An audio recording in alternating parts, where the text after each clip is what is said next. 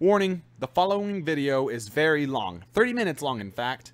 So if you don't want to listen to the full thing, don't worry about it. It's cool. I won't hold you to it. There's nothing very important in this. Once I start talking about alternate ideas for IZTDM that I would have done but didn't, you can stop, actually, once I say that, because that's just me rambling. The main reason for uploading this is to explain why I haven't gotten anything done today. So, disclaimer aside, let's begin.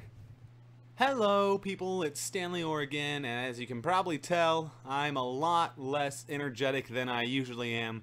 That's because, okay, you remember earlier today, I posted the vlog, and this counts as only half a vlog because it's audio only. I didn't want to bother with using my camera, so this is half a vlog. It's like the unexpected second half of the previous vlog, but you can't really see me, you can just hear me, but that's okay, whatever. What was I saying? Oh, yes.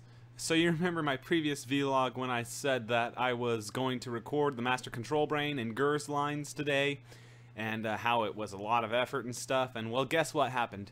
I closed Audacity without saving, and it's just a stupid mistake I made. I didn't even realize I made it till a few minutes later, and I lost what I recorded. I had literally sat down and recorded all of the Master Control Brains lines. Fortunately, I hadn't applied any effects yet, so that's not a lot of work wasted.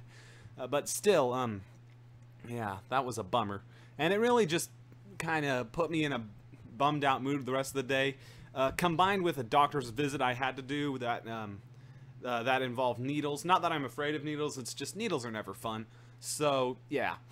Needles are not fun. So that's kind of deflated my energy for the day, which is why I'm just posting this vlog or audio log, just to keep you guys updated. I have not done GUR's voice yet. Have not done the Master Control Brains, obviously. Well, I know you've heard me do the rough audio and stuff. I wanted to just sit down and go through it completely, because that way all the lines would be consistent. And GUR's lines just changed so frequently that I'll have to just sit down and go through his again. But I'll do all that tomorrow. Some of you, or one of you, has sent me concept art, and you had a question. I'll just answer it right here, right now, about how come you're assigned to concept art if I haven't assigned anyone yet. My previous video when I said I hadn't assigned anyone to concept art, that was just a exaggeration. I mean, a few of you are assigned to concept art, but as a general rule, I don't want to assign anyone to concept art just yet. But yeah, and I will talk to you about your concept art later, because man, I'm just so exhausted today because of the failure. I'm not now, for the record, I'm not depressed. I mean, I'm just normal and not really depressed or happy, just kind of there. But I'm exhausted, if you can know the difference between that. So I really didn't do anything for IZTDM today, just because that really took the wind out of my sails, and I just decided, okay, you know what? I'm not going to worry about it the rest of the day. I'm going to focus on that tomorrow. That way, whatever I do get done is a job well done and not a job half-heartedly done. You know what I'm saying? So, why am I posting this vlog? Well, audio log. I gotta get that right. Anyways, well, you know, the thing is, I wanted to talk about the different ways this movie could have turned out. There were a bunch of different plots I had that, well, and that I keep coming up with that I know I'll not use, but it's fun to talk about it. So this audio log is just entirely for kicks and giggles, just for fun. Some of the different stories I had in mind that I could have used or that I wound up not using for this movie. This isn't like previous version of a script or anything. This is legitimately different finales that could have been placed on the end of Invader Zim, because the show was canceled without much of a plot developing, but the plot was just starting to develop. But from that point on, you could not tell which direction it would have gone, which is why I think it's fun to think about how it could have happened. So here, this is literally a just for fun audio post, because I felt like it. So here we go. Idea number one was long ago, and actually, I knew I would never use this plot, but I was tempted to turn it into a fanfic, which I didn't in the end. It revolved around snack food, and it was Zim finds out his mission is a fake and goes into a deep depression, and but he finds out because, and you see this in the fanfic ideas I had. It's a different take on this story. But this version of the story, he creates a clone of himself, a baby Zim that doesn't have any defects. And he winds up, of course, overthrowing Zim's mission and doing a better job than him. And basically, this mini Zim winds up manipulating the Urkins and the Resisti and everyone so that they're all basically brought to their knees and that they're all relying on him. It involved Zim's findings on, hey, the humans have snack food here. And the reason that's an important plot point is because Urkins are the only species in the universe to have invented snack food. And long ago in Urkin Empire history, there was talk of Urkin fugitives who escaped with a snack food ship that had all their secrets on it, and it crash landed on Earth. And there wound up being, basically the Urkins need the secrets on this snack food thing if they're going to survive. It was something to do with the junk food everywhere being shut down, and they're losing all their secrets and stuff because of Mini Zim's manipulation. And so basically the Urkins have to invade Earth, and they can't just blow it up, because if they did, they might lose the secrets that are somewhere buried archaeologically deep on Earth. So they're digging around looking for it, literally. Years and years pass, and Dib grows up and is like a person leading the rebellion, trying to resist the Urkins. Zim is kind of just chilling in the Lost City, doing his own thing. Zim's miniature clone, who's full grown by now, he's a adult Zim because he's back to Zim's short normal size, is leading the Urkins with permission from Red and Purple, and they know that he's a clone, but they're happy with it. Was a stupid idea for that reason, because even if it's a Zim clone, I couldn't see them actually being satisfied with his work. Anyways, a bunch of stuff happens. The Urkins find the technology they've been looking for. There's a huge fight as all these different factions come together trying to control it. The Swollen Eyeball Network turns out to be evil, and they're fighting against a network that Gaz is actually part of, the Swollen Squirrel Network.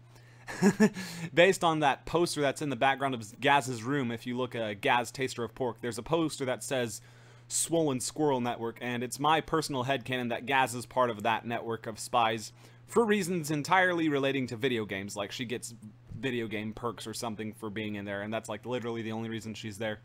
But anyways, there's a huge series of different fights, and it ends as the Massive is speeding across the surface of the Earth, and Zim is showing down against miniature Zim, and, you know, stupid.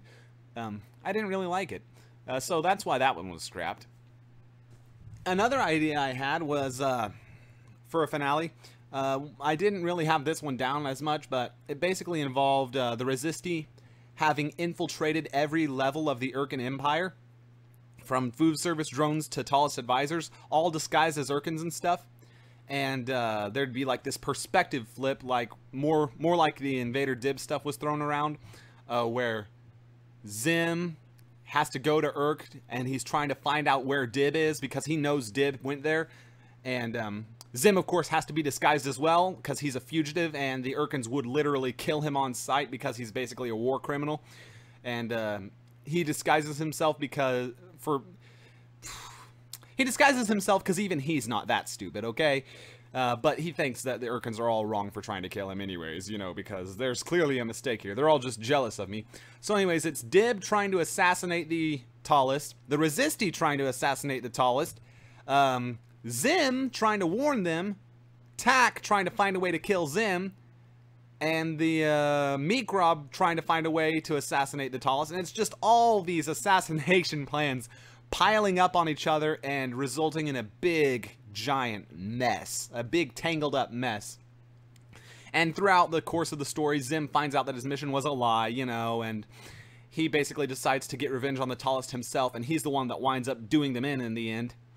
Just in time for the Resisti to swoop in and take over. So I wasn't sure how that would have ended, though. All I know is that it was basically a heist type movie, only instead of stealing something, it's all these plans to assassinate the tallest.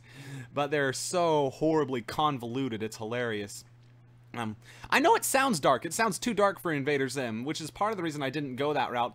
But also, it wouldn't have been that bad. I mean, like the whole assassination thing, yes, they're trying to kill them, but it wouldn't be just bluntly shooting them. You know, no. That wouldn't be creative enough. That wouldn't be funny enough. It would have to be something like, and then we lure them into this pit full of explosive rubber piggies, and they'll blow up on them, or something stupid. That would have been hilarious. But nope. Excuse me. No, not like that. That's why I didn't use that one. Another neat idea I have had since typing up the script, but obviously it's something that won't work because I'm not gonna... Guys, let me just put it clearly. I am not gonna just do this because no. Too much work. One thing's enough.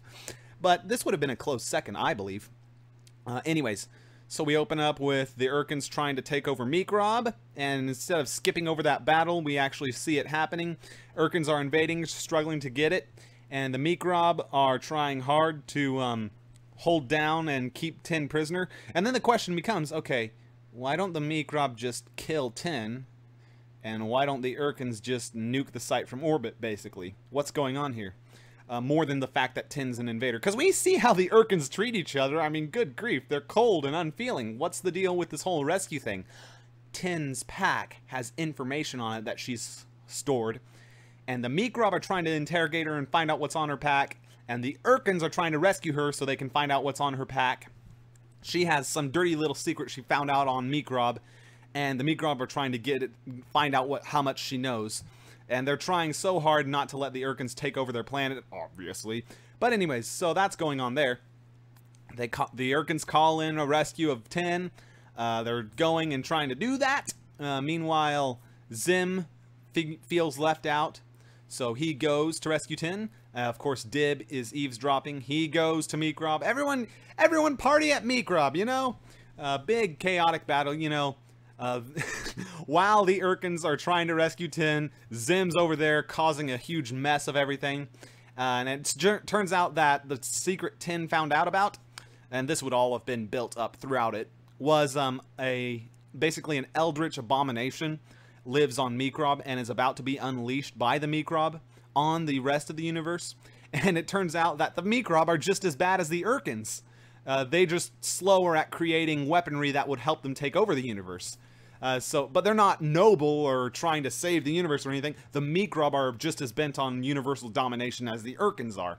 It's just that their secret weapon, this big ancient monstrosity, is it takes a long time for it to be unleashed. Something ridiculously stupid, like, I don't know what it would be, but it'd be some sort of abomination that spreads happiness and forces people to be nice to each other, even if they're feeling excruciating pain or something. Think that episode of what was that show? Ren and Stimpy. I haven't seen that forever, and I probably won't watch it again.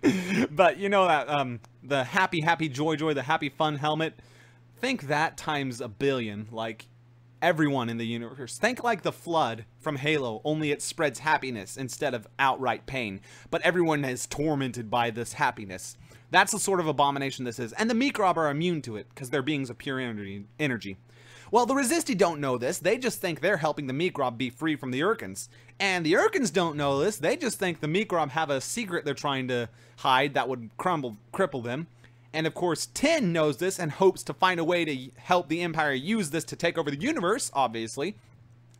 So there's this huge tangled up mess, and everyone's fighting on Mikrob, and just when you think it's all gonna go good, Zim shows up, causes his stupid trouble, winds up accidentally freeing the monster, and I think gets Tin killed in the process. But by accident, this is all one big mess up on Zim's part. Everyone basically flees from the planet, and the beast is let loose on the world. End of Act 1, go into Act 2. Everyone has to find a way to deal with this. Meanwhile, Dib has infiltrated the ranks of Urkins and is quickly climbing his way to the top, disguised, of course, and ready to take out the Urkin Empire. Then we go back to the standard Invader Dib spiel, only we throw a giant monster virus thing into the mix. One that spreads happiness, which sounds exactly like something that would be in Invader Zim, something that would be treated as horrific, but it actually spreads joy, but it's still horrific joy. So that would be hilarious. Anyways, so that's another idea I had for this finale thing. By the way, none of these would have good endings. They would all be pretty scary, which is exactly how I feel Jonan would have wanted the show to end, on some sort of horrifying note. But, you know, that's just me. Anyways, moving on. And yet another idea I had involved, it involved Dib getting fed up with people not believing him, and Zim getting fed up with the slow pace of his mission, and eventually, Dib decides he's going to wipe out Earth, but that's not in character for Dib. Basically, this plot involved a switch, like a perspective flip, like Zim's trying to save Earth because Dib's trying to wipe it out.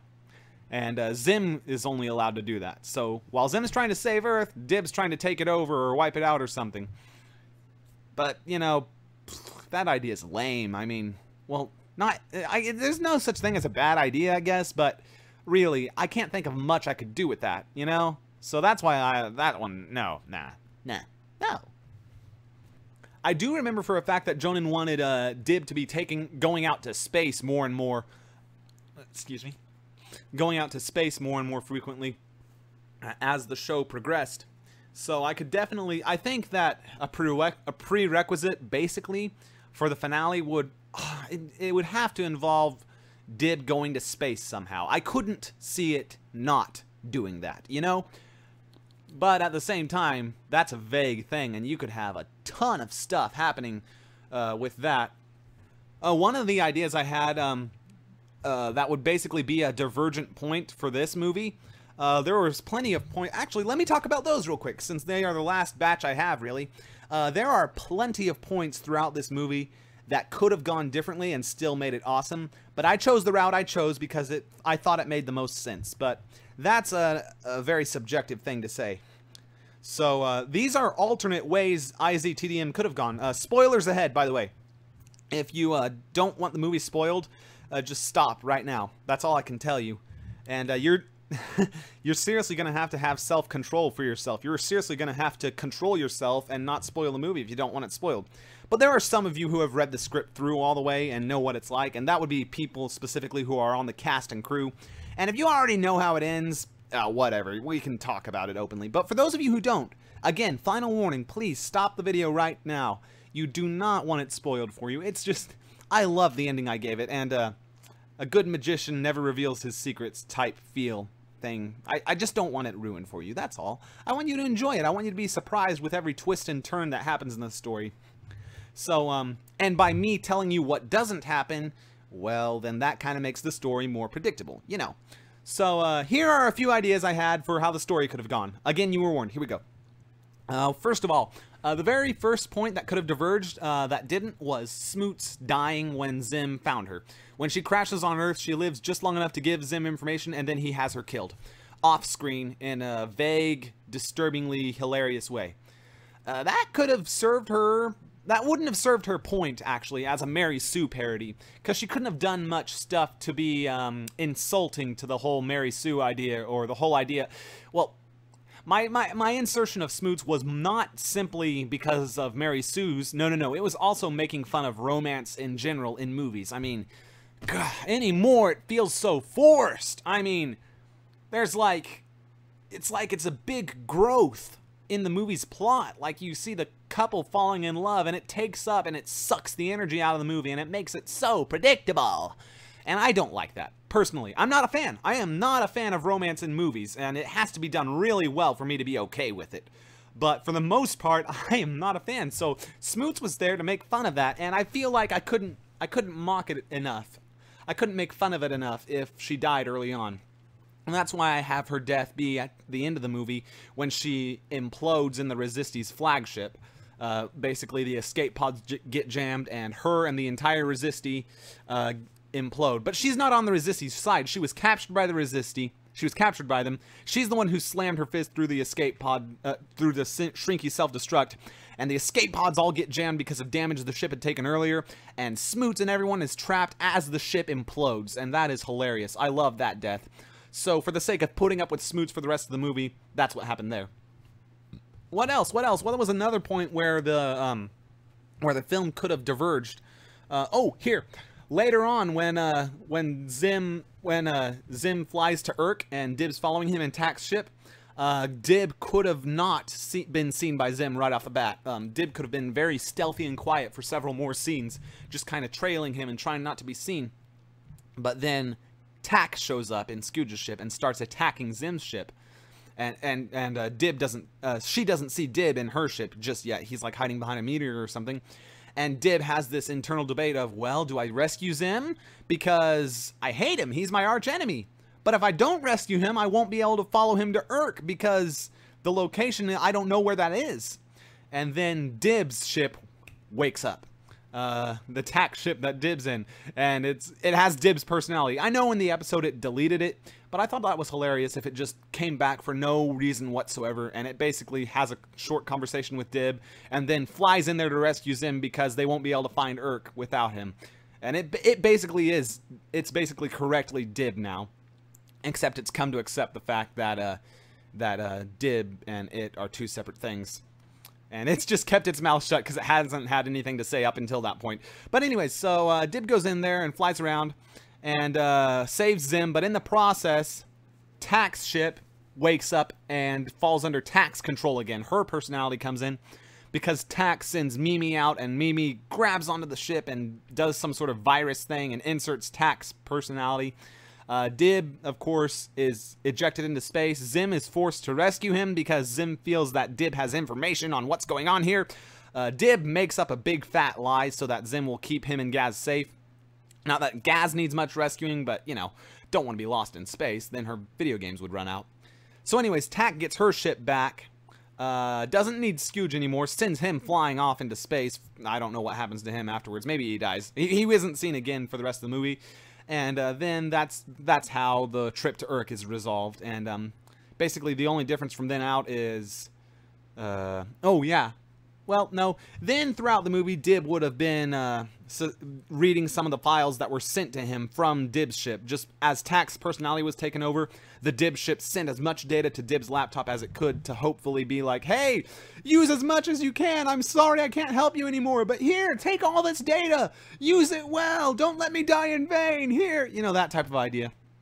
And one of the pieces of information Dib would have gotten was that Zim is a defective. And as Dib explores more and more of this, it makes the dynamic between Zim and Dib interesting, because Dib knows something about Zim that Zim doesn't know, or at least is in denial about. And it gives Dib a slight edge in this conflict. That was one of the ideas I had. Another one I had was that when they reached the toll booth, instead of Zim using the Destructomech and after finding out that the Tallest lied to him, he actually just stages an all-out attempt at assassination. Like, they go through the tallest tower, sneak through security, and they're trying to do an assassination type thing. Kind of like that heist idea I had earlier, only this time Zim's the one leading the attack. And speaking of attacks, Tack shows up and warns the Tallest. She's in disguise, but she warns the Tallest and convinces them to let her hunt down Zim and stop him. And Zim's relying hard on Dib. He's relying on Dib to do his job in this assassination attempt. And Dib's hanging out back with his laptop, and all this time he's been trying to contact the Swollen Eyeball Network to show them how much they approve of him and stuff, and this will be great and everything. And then Zim does something stupid that just totally discredits Dib in the eyes of the network, something that just makes him look more human than before. I wouldn't know what it is, but Dib's trying to capture Zim on screen, but his defectives, something about Zim's defects or something, it basically makes it look like Dib is just so desperate and forging evidence, and the Swollen Eyeball basically mocks him and disowns him as a member. This crushes Dib's spirits. He blames Zim for what's been done to him, and now he's millions of miles away from home without anyone backing him up on Earth at all, period. But Dib is just too depressed to do anything but sit there and stare at his laptop, leading to a critical moment in the assassination attempt failing, and leading to them all getting captured. Much to Zim's chagrin, and Dib is just still in this state of shock.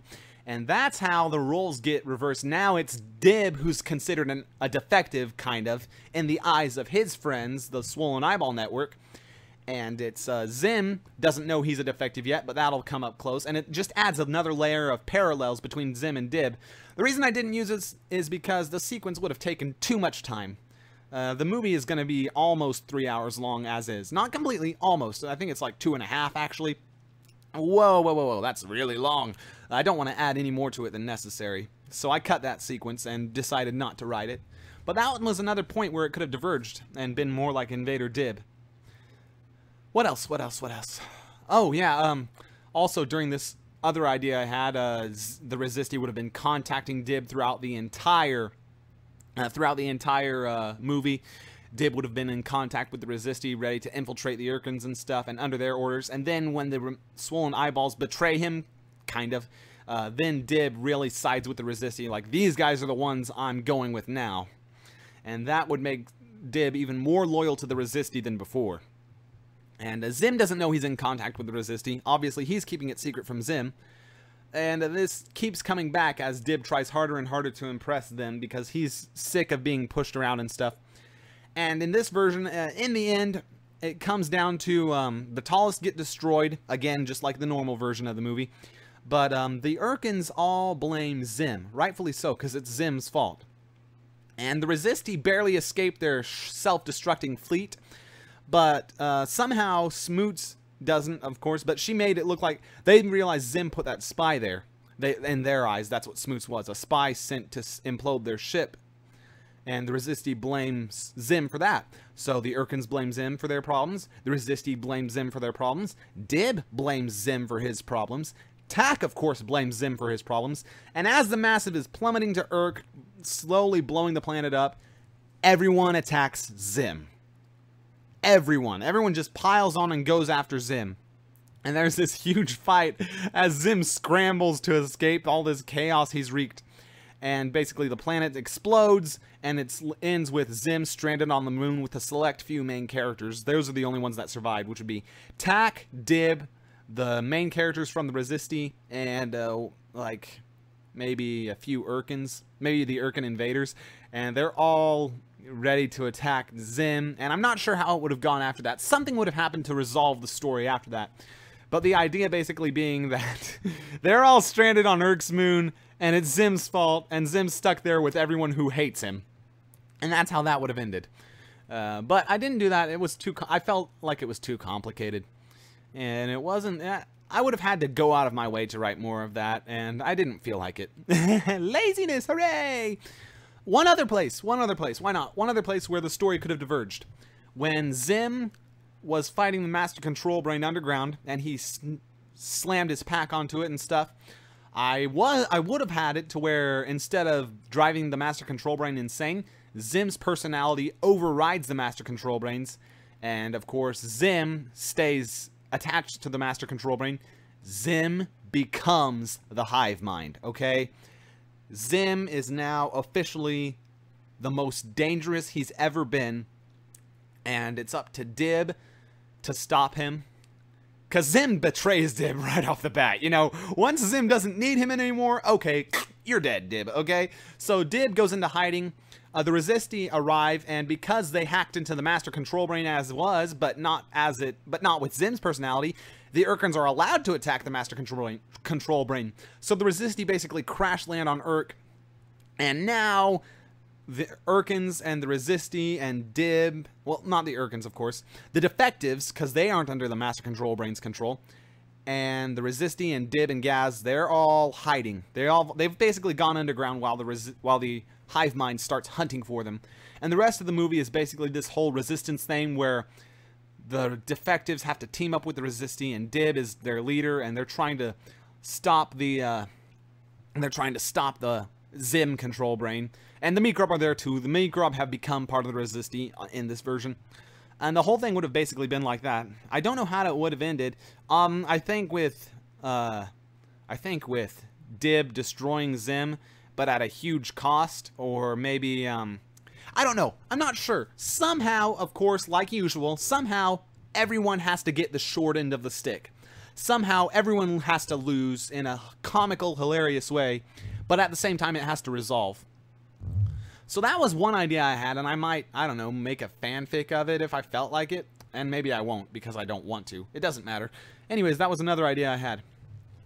So, I think that is it. Thank you for listening to my 30-minute long ramble, in which I just lay a lot off my chest and basically unwind for the day because I couldn't get anything done because my motivation was killed. But, like I said, tomorrow you can expect more from me where I do more stuff, and I am sincerely sorry for any procrastination that has been happening as a result of me failing to save my files properly. Excuse me. So thank you for listening, and I don't know if any of these ideas strike you as good fanfics. Heck, use them. I only ask that you credit me with the original idea, and I would prefer it if you avoided shipping at all costs. Please.